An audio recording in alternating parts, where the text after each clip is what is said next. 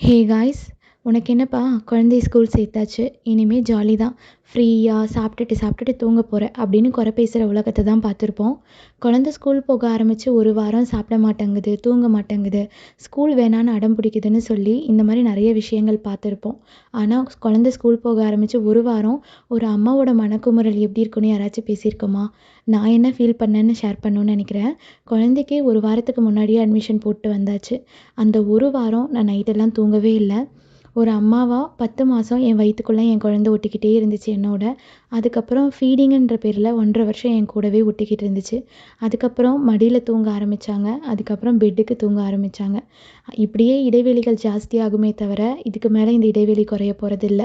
இது கசப்பான உண்மையாக இருந்தாலும் ஏற்றுக்க தான் வேணும். பட் ஸ்டில் ஆஸ் அ மதராக என்னோடய பெஸ்ட்டை நான் கொடுத்துக்கிட்டே இருக்கணும்னு நினைக்கிறேன்.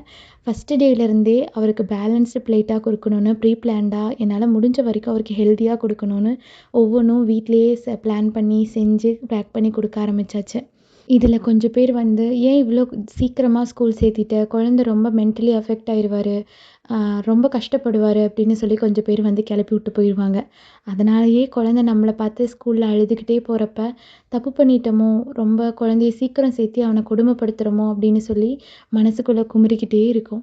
இத்தனை குமுறலையும் தாண்டி தான் ஒரு அம்மா தான் குழந்தைய ஸ்கூல் அனுப்புகிறாங்க.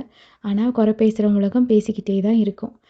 என்னோட உங்களால் கனெக்ட் பண்ணிக்க முடிஞ்சிச்சு அப்படின்னா மறக்காமல் லைக் அண்ட் சப்ஸ்கிரைப் பண்ணிக்கோங்க. நிறைய விஷயங்கள் பேசலாம். அடுத்த வீடியோவில் பார்க்கலாம். டாட்டா.